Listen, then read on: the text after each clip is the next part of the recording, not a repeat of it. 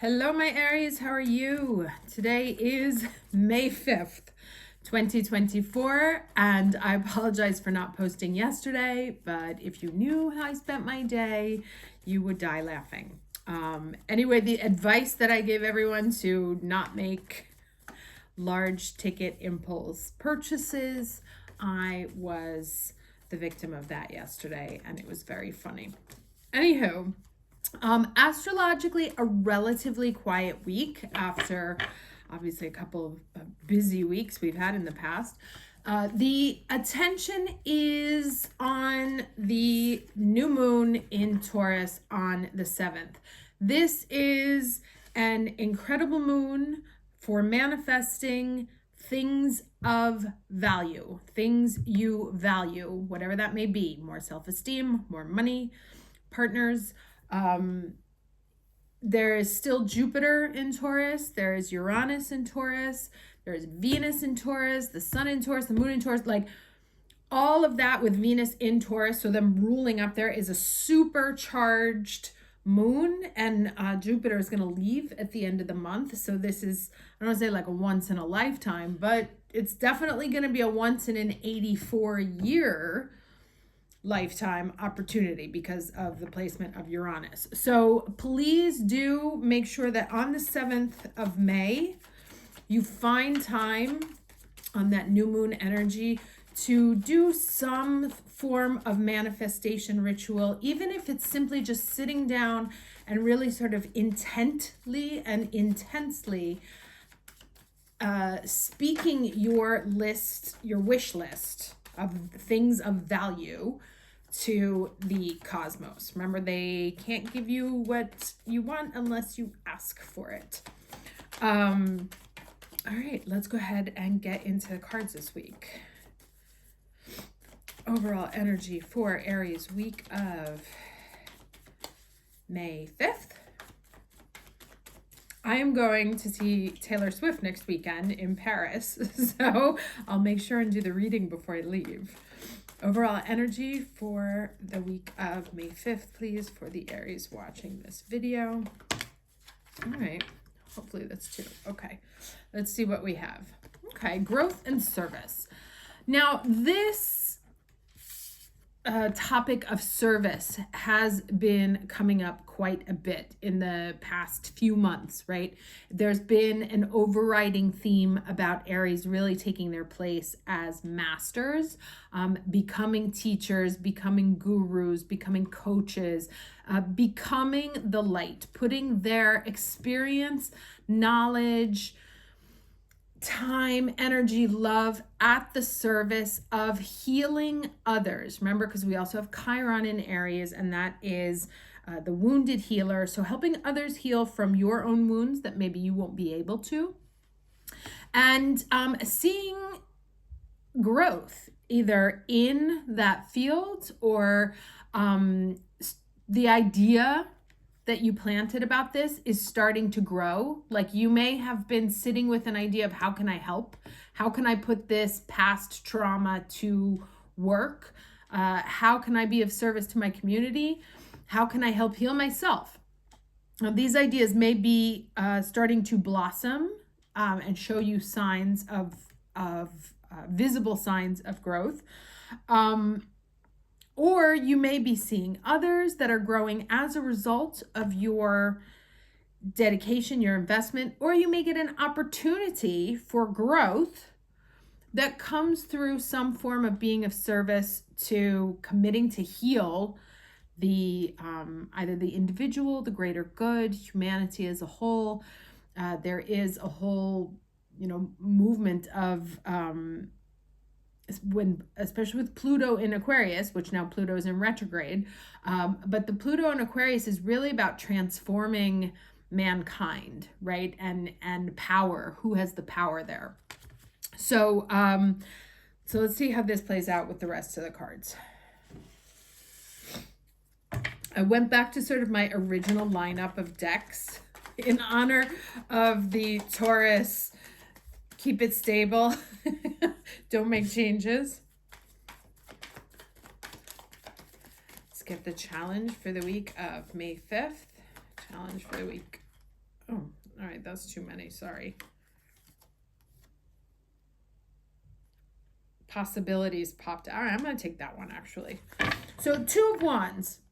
The challenge may be, what do I do, right? There's so many options. Where do I focus my attention? Where do I focus my energy?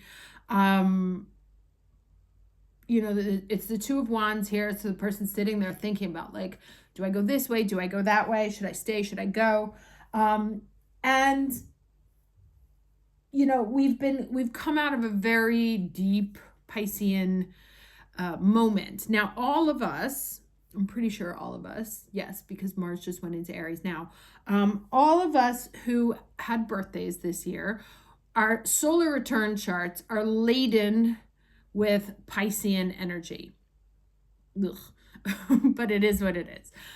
Which means that you really, really need to pay attention to your internal signals, right? Either internal dialogue or physical signals, or when you tap into your esoteric skills, right? Like you ask the cards for a reading or you look at your chart for transits, to give them credence, right? I did a tarot reading for myself for something.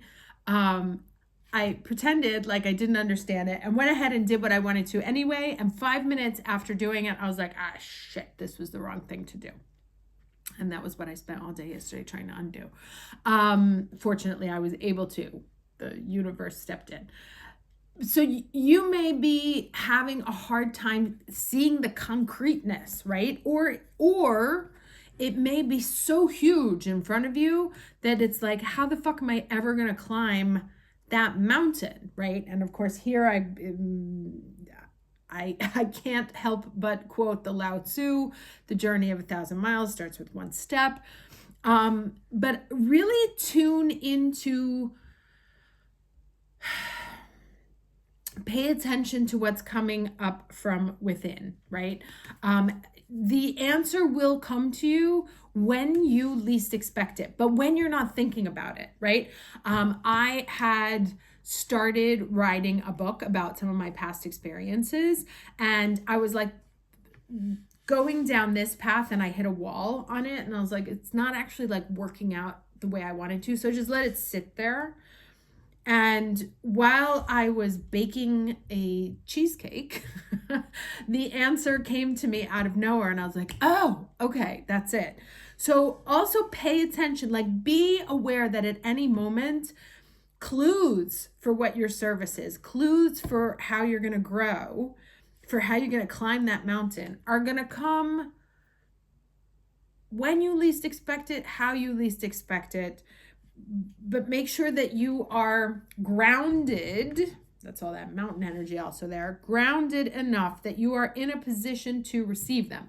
Because if we are sort of taken away with the grounded enough to receive them, but not cynical to dismiss them, right? Because Taurus is very grounded, but it's also like, meh, like, nah. Oh, hey, what if we did this? Like, nah, I'd rather not. So you want to make sure you don't go too far into the earth energy, but you also want to make sure you don't go too far into the Mars in Aries energy. So being able to really nicely balance this moment where we have Mars in Aries, which is its ruling, Venus in Taurus, which is its ruling, magic is possible. A fantastic manifestation is possible.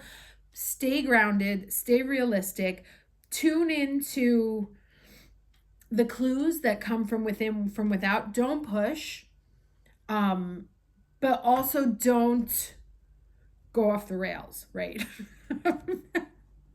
Just be calm. Let's get the lesson.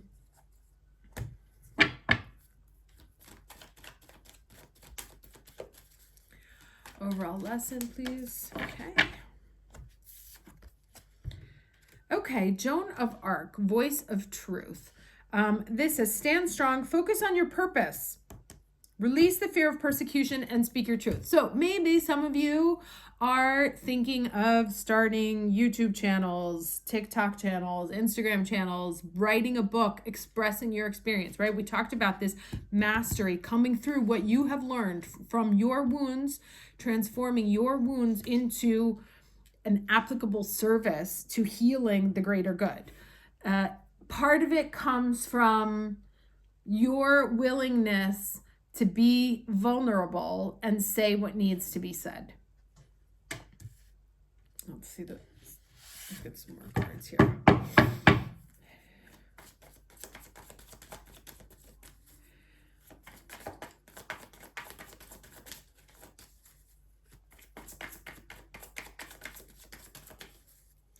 Okay, let's get 3 cards, please, for the week of May 5th.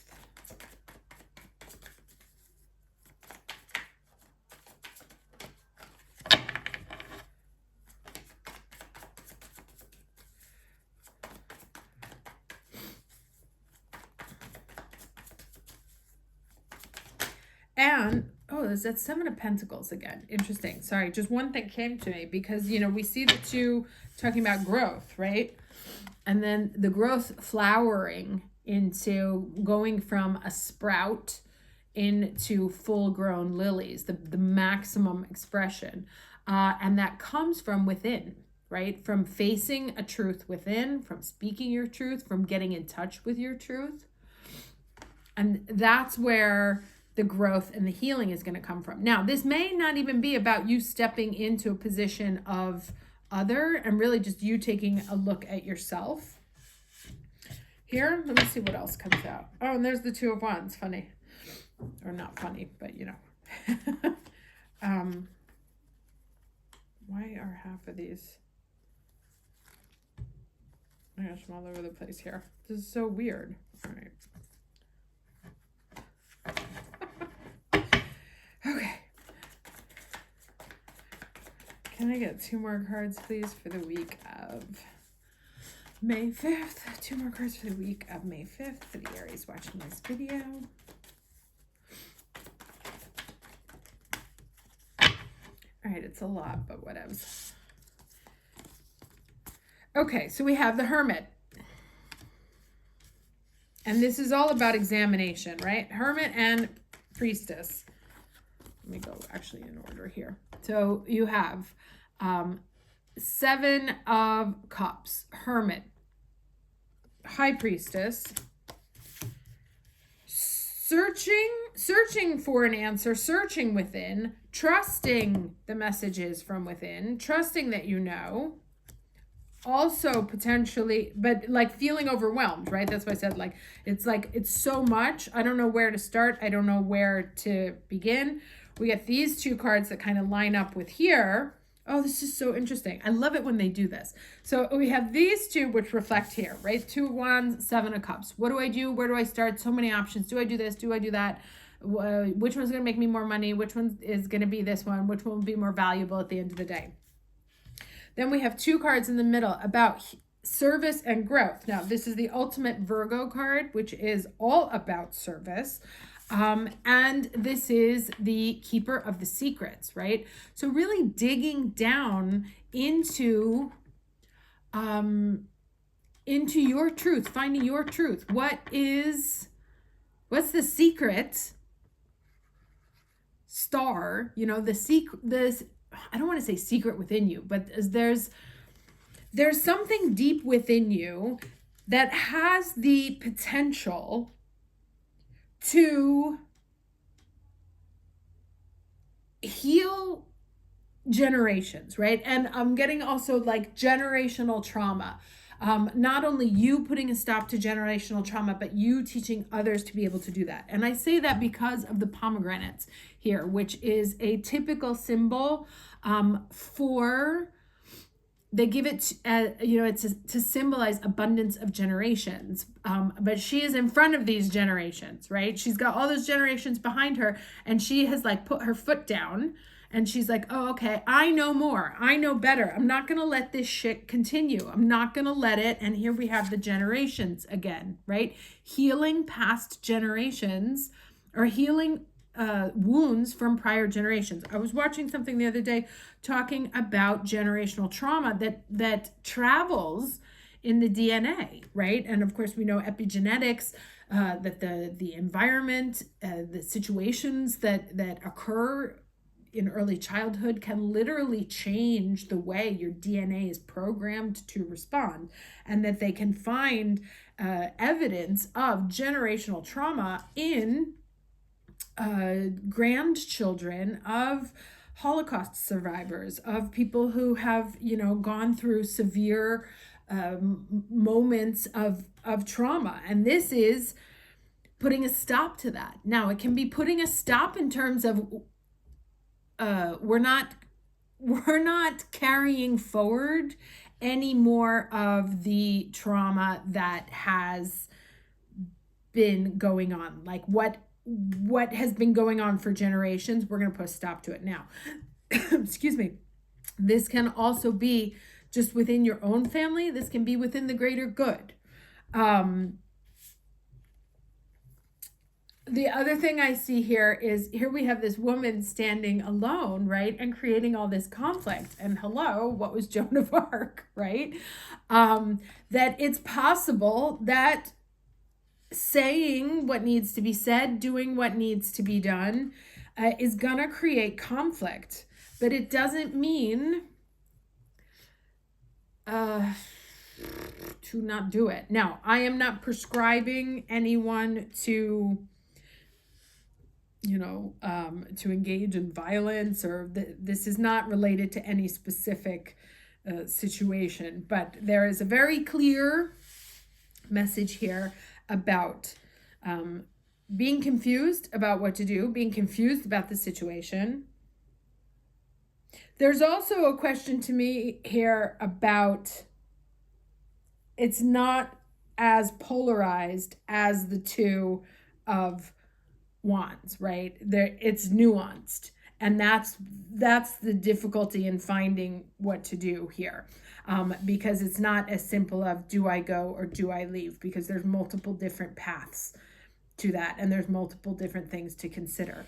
What we are currently being charged with is to step into a role where we're able to put an end to our own lineage of trauma, and we cut new paths for a new beginning based on a truth that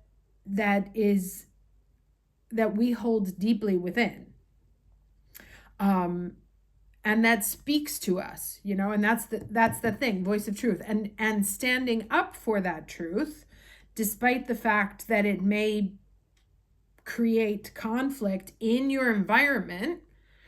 Right? Like if I was going to write an autobiography, I'm pretty sure my family is going to get pissed off, but none of it is not, none of it is false. And there's useful learnings in that.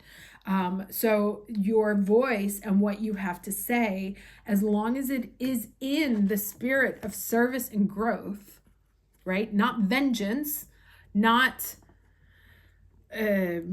fuck you, but really about, I do this to help you heal, to help me heal, to help us heal, to help us grow, and to not continue to make the mistakes of the past, to write a new future.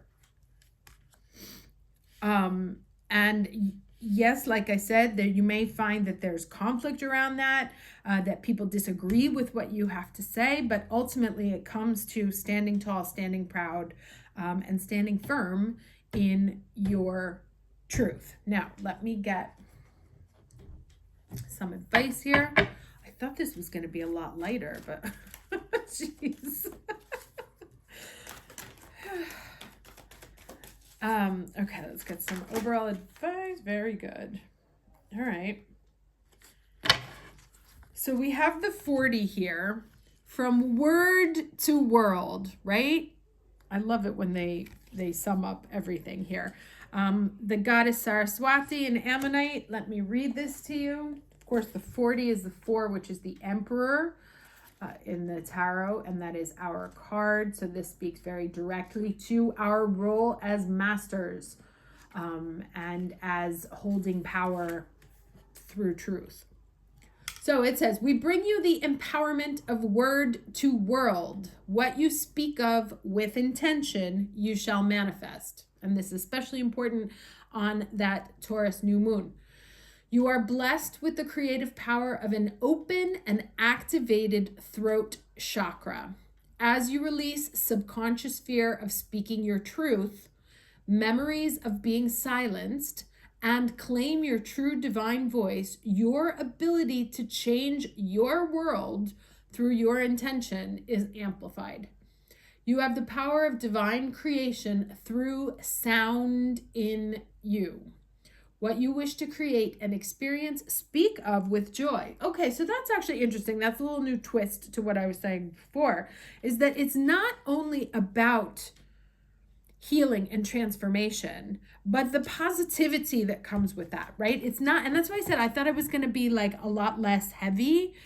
And it's not meant to be heavy. It's meant to be celebrated, right? The fact that you have been able to see the truth, the fact that you have discovered the truth, the fact that you can free yourself and future generations from the generational trauma that has plagued you for who knows how long, that this is, despite the fact that people are going to get pissy, this is an important moment to be relished and cherished, and celebrated for the level of service and growth and what you are doing to heal the greater good. Okay? Big reading, but with joy. Okay? I will see you next week before Taylor Swift. Take care.